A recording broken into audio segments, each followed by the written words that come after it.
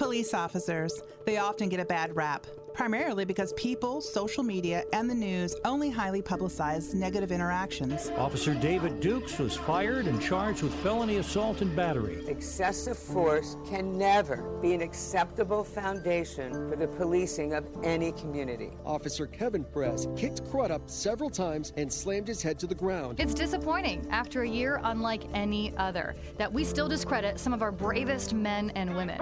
Enough is enough.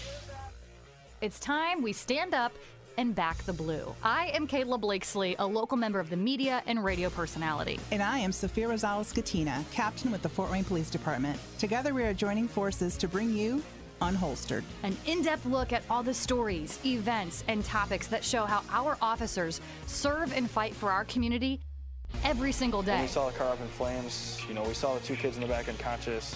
We knew that we had to get them out. And no topics are off limits. On that day, I participated in the defense of the United States Capitol from an armed mob. He's shooting at the cops right now. We're backing up. A 6th grade female student fired multiple rounds. Who are black people supposed to call? Ghostbusters? When we have crime in our neighborhoods, we need police reform. Plus, we'll give you an intimate look into the unheard stories that only officers themselves can share. From saving lives, Officer Michael, in heroic fashion, returned fire, even in the midst of being shot himself, to soul-crushing losses.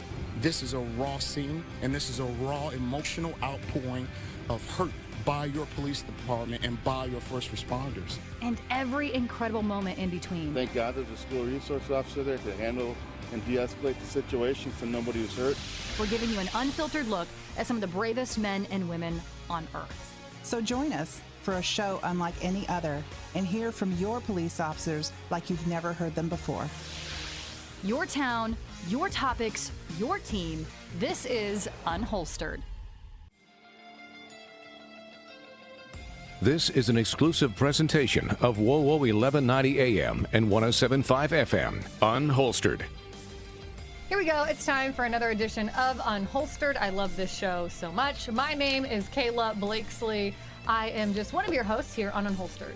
Good morning, everyone. My name is Sophia Rosales-Katina. I'm a captain with the Fort Wayne Police Department, and I am the law enforcement side of this show, and welcome back. I represent the media side as I host a local news talk radio program here in Fort Wayne, Indiana. And Sophia and I have joined forces to share and tell all of the stories, to talk about all of the things that just don't often get talked about in law enforcement. And Sophia, we are actually completely changing gears today and doing something that we didn't plan on doing simply because I was driving into work the other day and I was listening to news talk, as I usually do. Everyone always asks me what my favorite kind of music is. And I'm like, I don't really know. Talk radio. Listen to talk radio. But I'm driving in and I hear this report out of Ohio. The county and whatnot escapes me. But in Ohio, right now, they're being greatly plagued by fake traffic stops. And I say fake is because they're being conducted by men who are not police officers in unmarked cars, specifically targeting women. They're pulling over women to get them in secluded areas to have their way with these women. And it really got me to thinking, right now a whole investigation is underway in Ohio. Things are happening over there. But it really got me to thinking, just kind of knowing our rights, particularly when it comes to a traffic stop. There have been times in my past, I can actually remember 2 occasions where I was pulled over, and both were for instances of the police officer didn't think I was wearing my seatbelt. In both cases, I was. I've always had a car that dings, like if you don't plug in your seatbelt. And I remember saying that I think we all do. And I remember saying that during both occasions to said police officers, well, I mean, my car dings if I don't have it on. But I remember feeling like those were really suspicious, odd traffic stops during those times. And even to this day, I still don't know if there was something off about them or not, but my spidey senses were definitely popping off. So I wanted to talk about these kind of fake traffic stops and our rights. Sure. I think the first place to start is with these unmarked cars. So I'm hearing this, that these guys are pulling over these women in unmarked cars. Officers can conduct traffic stops in unmarked cars, right? Correct. We can. And when we do that, the officer conducting the traffic stop, if their squad car is unmarked, must be in uniform. That is Indiana state law. So we cannot issue a ticket to anyone, and we wouldn't pull you over unless it was a gross violation of some sort. We felt like someone was going to die if we didn't get you pulled over right away. But generally, we'll call someone else in a marked unit with a uniform to come to our location to conduct that traffic stop if we're not in uniform in an unmarked car. But we have a lot of unmarked cars around our department. So our detectives have unmarked cars, gang, and vice narcotic officers. And a lot of they're all in uniform. Not the detectives, but the vice narcotics people that have the unmarked police cars, they're in uniform. We have uniformed vice narcotics officers. Our gang and street crimes are in unmarked cars, but they are in full uniform. So by state law, in order to receive a citation, you must be in uniform if you're in an unmarked car. If you're in a marked car, you don't have to be in uniform, but you are in a marked car. So it's more visible that you are a police officer. Now, over the past years, since we've had, since I've been on, we decommission our police cars. And those cars then get the markings pulled off of them and they go to auction. And they do still look like an unmarked police car, but all the lights are out, the red and blue lights are out, things like that. So, but if someone wanted to, that shouldn't be. Yes, and we've had instances where we've had people knowingly pull people over pretending to be an officer. Wow. We've wrangled them up pretty quickly. We've had several of the instances of the same person impersonating an officer. So it's one of those things where it doesn't happen all the time, but we have had instances where it has happened here. That's interesting, talking about decommissioning the cars. So where I work for a local radio station here in Fort Wayne, Indiana, we all have logoed gear, right? I mean, everywhere someone works, you usually have your logo on some kind of gear, whether it's a zip up or a hoodie or something like that. But we have a lot of logoed gear because station events, we're all out. We all wear the similar stuff. However, if you're terminated or you quit or for whatever reason you're parting ways from the company, you are supposed to turn in all of that gear, turn it back in. I'll be honest, it very seldom happens. Right. But you are supposed to turn it back in the event that someone wants to impersonate either you or just impersonate a rep here at Federated Media where I work or for one of the stations. So it's interesting, kind of the same concept. And think about it. Scammers do it all the time. They go door to door pretending to be an I&M representative. Right. Making the fake IDs and everything like that. Yeah. So of course, no wonder it happens to police as well. What I didn't realize, and this is silly me for not realizing this, obviously it's different state to state, and the way Ohio does things is different from the way Illinois does things to us. So, but for sake of conversation, here in Indiana, an officer can be in an unmarked car and pull you over, but needs to be in a uniform to give you a citation. Correct.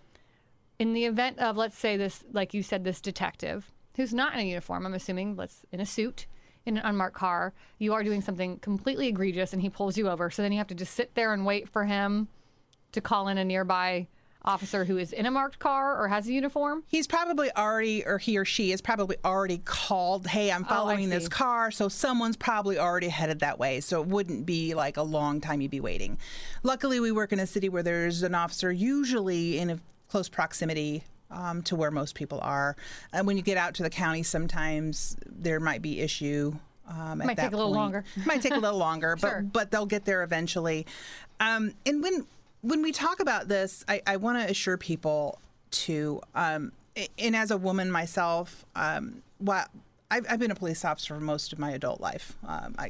Right out of college, I came into this job, so my fear of things is probably less than normal women, just because I've had a lot of training, I've had a lot of experience on this job. I trust my instincts. Or I think as a lot of women, we walk around and we don't, because we don't want to be rude. We don't want to seem like we're not personable or friendly or something. So we let things happen where we shouldn't. So if there is an unmarked car behind you trying to pull you over and you have a legitimate concern that it is not a Fort Wayne police officer pulling you over, we have red and blue lights by state law. The only people that can have red and blue lights are police officers, law enforcement officers in the state of Indiana. Every state is different. Michigan has blue bubble lights on the top of their state patrol cars. Some jurisdictions just have blue lights, some have red and blues. In Fort Wayne in Indiana, it's red and blue lights that must be on a police car. Even unmarked? Even unmarked, if they're pulling you over. And do not pull over for yellow hazard lights or anything that looks like just a single color. Now, we have a lot of people who put those neon or LED lights on their cars, and they do red and blue. That is illegal. You cannot have red and blue LED lights on your vehicle. You can be cited for that and made to have that removed. I didn't know that. Yes. But I'm glad. I take comfort in knowing that. Yeah, because we don't want people to mistake cars for being police cars. And sometimes those LED lights can look legit. Oh, yeah. Yeah, they do.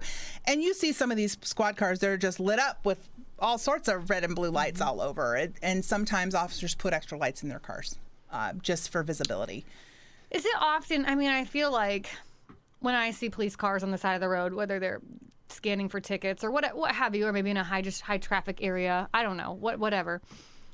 I always see them as marked cars. I very seldom see unmarked cars. Even driving through Ohio, you always see the troopers sitting there on the side of the highway, you know, waiting to catch you speeding. Yeah.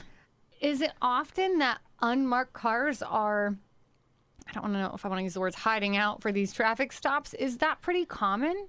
The use of our unmarked cars are really relegated to special assignments. So gang is a specialty unit, vice narcotics is a specialty unit. Now we do have some unmarked cars on the streets because we have some people within our uniform division that have them. So they can make those traffic stops if they choose to. And a lot of times we do run these special details like a seatbelt enforcement, where we're primarily just trying to find people not wearing seatbelts. And those are government grant driven. And at that time, those are a bid position. So anybody on the department can bid them if you want. So that would explain why in my one incident that I was talking about, it was an unmarked police car. Okay. Yeah. So someone came out, and I know we do have someone that when he worked in vice narcotics would come and do those details. And he has an unmarked SUV. But he was always in full uniform when he did those. And I still see him to this day pulling people over in an unmarked car. And yes, he's always in full uniform when he does that. Then let me ask you this. My scenario, again, let's just use that for sake of conversation. I'm getting pulled over in this situation by an unmarked car. The officer is in full uniform. I can see him approaching my vehicle in my rearview mirror. But my spidey senses are still going off. I know I haven't done anything wrong. I'm wearing my seatbelt. Life is great. And it just seems peculiar. I can call, well, I don't know, can I call 911? Can I call, local dispatch? I know I can call local dispatch, but to call and make sure this is a legit traffic stop? Yes, you can. However, I want to really caution people about reaching around looking for your cell phone while an officer is walking up to your vehicle. Yeah. That is not a safe thing for the officer. That's not a safe thing for you to do. The best thing to do is if you see that officer get out of his car and he is in full uniform, but you still have cause for concern, that's fine. Put your hands on the steering wheel, let him walk up or her, and tell them what they pulled you over for. Give him your license and registration. Sir, I'm going to call 911. I feel like this is not right. There's something about it not right. I'm sorry, I just want to call and confirm. But most of the time, people don't have our uniforms with our outer vest, with all the insignia. Yeah. I don't know that there's been an instance since I've been on here for 28 years that has ever happened on a full uniform, even in an unmarked car, that's ever occurred here in Fort Wayne. Not saying it can't, but I've never heard of that before, ever. What about the unmarked car, the officer wasn't in a uniform? Does that happen often where it's like, okay, this seems shady, I'm going to call this one? It is not. It does not happen very often because we know. Same scenario, yeah. The issues that can arise if we do that. Like I said, that would be a dire emergency. Like if I don't get this car stopped or at least attempt to stop it, people are going to die. Yeah. Most officers will call that in. It's like, hey, I'm behind this. Can I get a uniformed officer up here? And they'll wait for the uniformed officer. And they may make the backup, but they're not going to be the primary car stopping. And then if there's a ticket to be written, they can do that, but the uniformed officer must issue it. Gotcha. they can write that as a secondary. I would assume you're obviously not like, yeah, just call 911 to check on it. Wouldn't be your first choice either. Would you recommend calling local dispatch instead, if need be? 911 would okay, be. That's okay. I would consider that an emergency because and I don't want everyone to think that I'm just going to call 911 because I'm getting pulled over. Sure. Most of the time when traffic stops happen, they usually happen in a busier area. That is usually a safe place, unless it's the middle of the night and there's no cars around. And if you're through the day, there's enough traffic on the road where there shouldn't be any concern for anyone involved in a traffic stop that's legitimate. Where I have cause for concern, especially for females, would be someone trying to pull you over at 2 a.m. in a not so populated area. At that point, if you see those red and blues come on, tap your brakes, acknowledge, it at least lets them know that you've seen. Put your hand out the window, maybe do okay or something like that, and then slowly drive to a gas station or somewhere where there's lights. Oh, smart. And okay. while you're doing that, make that call to 911. There's an officer behind me. He has his red and blue lights on, but it's not a marked car. I don't know that this is a traffic stop. Can you? And they will get on the horn. Is someone trying to make a traffic stop wherever it is? Yes, and they'll tell you that is a legitimate officer. Go ahead and pull over. What happens to, or what are the charges, if any, to these police imposters? That's what I'm going to call them. To the folks out there who are doing this, like in the case of Ohio, these men trying to lure women by pulling them over via unmarked cars. I mean, what happens if and when they catch these guys? What happens to them?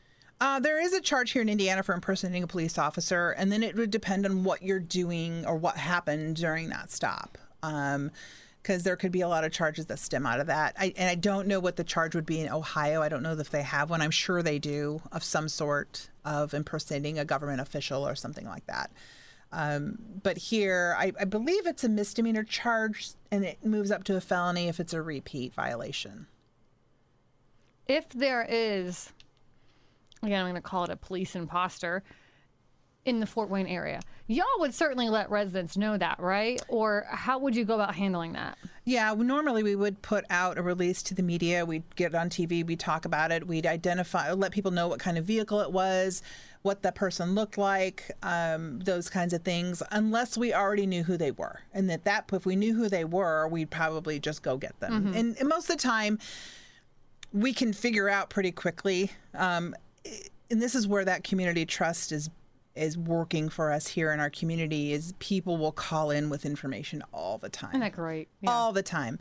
And we're probably good and bad. We're very grateful for that because, we need the community's help to solve these kinds of issues. And we don't want anyone to be hurt by anyone impersonating one of us. And like I said, it's just really great that we have that kind of community trust. That people are willing to do that, and they know we'll follow up on those leads. Does it happen often? So we were talking about, the folks who take old I&M gear and show up on your front door, just scammers. Does that happen a lot in the Fort Wayne Police Department in terms of just like raising funds for a certain charity or like your legacy fund? Do people pose as officers trying to raise money or other fundraisers like that? It's usually done by phone. They're not normally not done in person, and they'll solicit under the Fraternal Order Police, or they'll solicit as the Indiana Cops Women and Children's Fund, or they'll come up with all sorts Dirty of names. dogs, so yeah. you really need to know where your money's going, and if you don't know that that's a legit place, and you don't know that person soliciting, say, hey, let me call you back at the number I have here on Google. But do y'all do that? Do you solicit donations We do and not stuff? solicit anything by phone. Okay, so that's just mark that one down. And I'll add to that too. We get a lot of people that get phone calls about warrants over the phone. I assure you, if you have a warrant, you will never be contacted by phone. You will never be asked for money to get rid of the warrant. None of that will ever happen by phone. If you have a warrant for your arrest, you will get an in-person visit by the Allen County Sheriff's Department or the Fort Wayne Police Department if you're within the city limits. You know what's crazy? We're sitting here and I just popped up on Google. I put in police imposters just to see So not only is it an issue like in Ohio, Cleveland brought up a story, Texas brought up a story, Michigan brought up a story. I'm just sitting here and it's like all of these popped up within the last 3 days. Yeah. This is clearly a thing. I guess I didn't realize it was as big of an issue perhaps as maybe that it is. It is. And unfortunately, I'm glad nothing has happened here in our local community, but I think that just goes to show you how well we work with our community here, that they're really on top of things and they know what's not right. They know what's not right, and they contact us immediately. And like I said, acknowledge that there's an officer behind you if there's red and blue lights. It will only be red and blue lights on an unmarked car. And as we move towards, and I'll say this too, in our community, and it's going to happen all across the country because a lot of these car manufacturers are not making police packaged vehicles anymore. So what do you mean? So like Chevy stopped making the police Impala. Ford has now stopped making the Ford Explorer.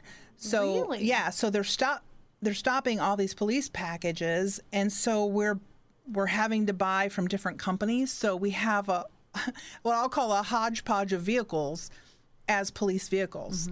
So you may not always see an Impala, you may not always see a Ford Explorer, you may see a Tahoe, you may see a Durango, you may see a Charger, you know, so, and every department's different that buys vehicles.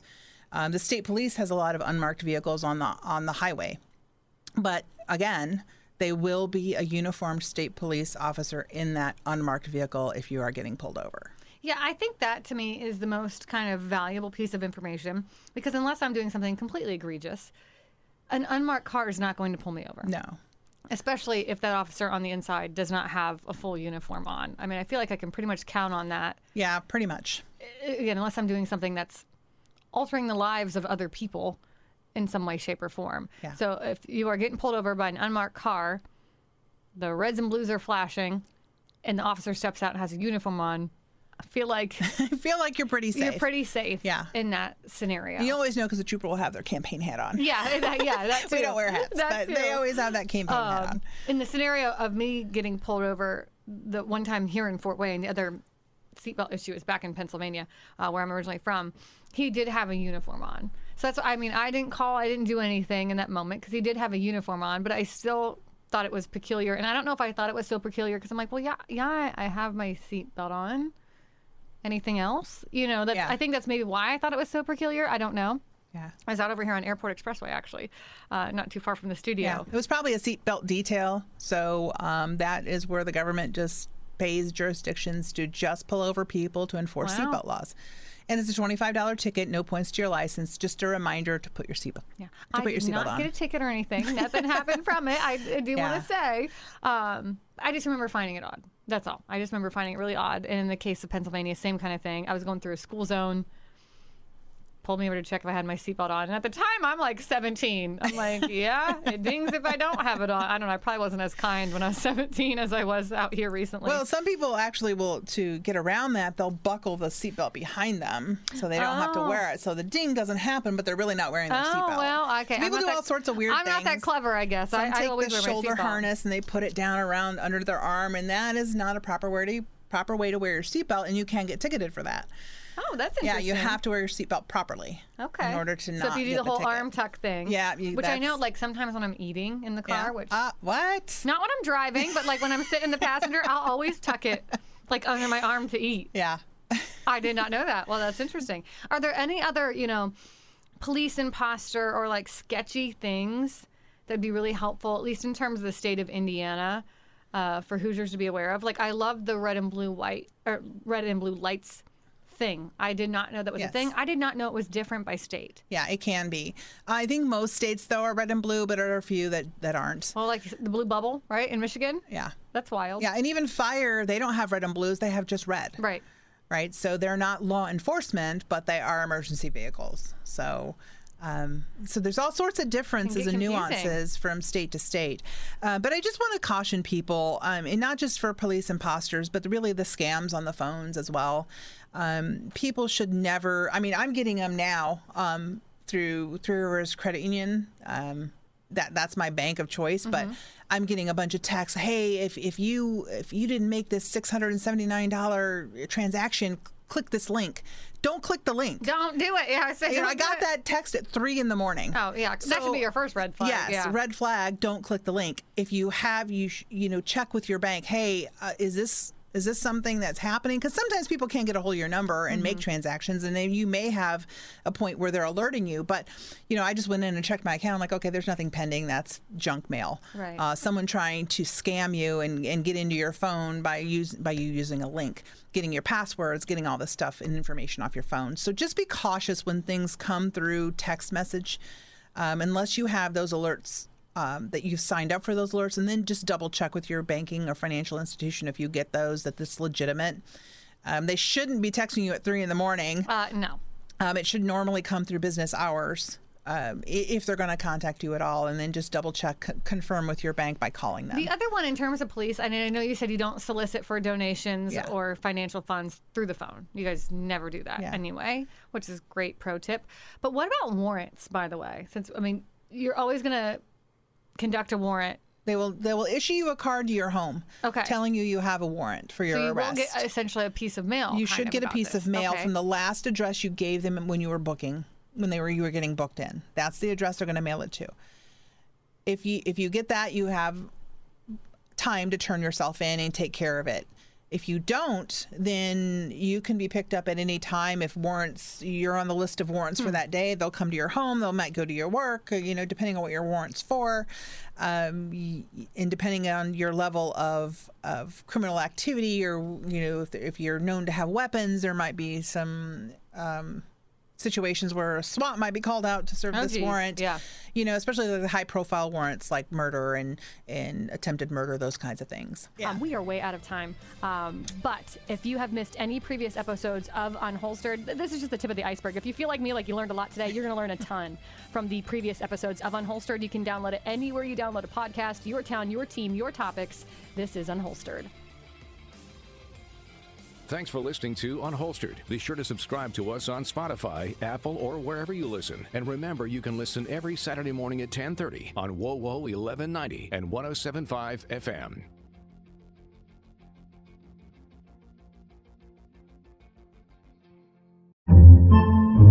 Podcasts by Federated Media.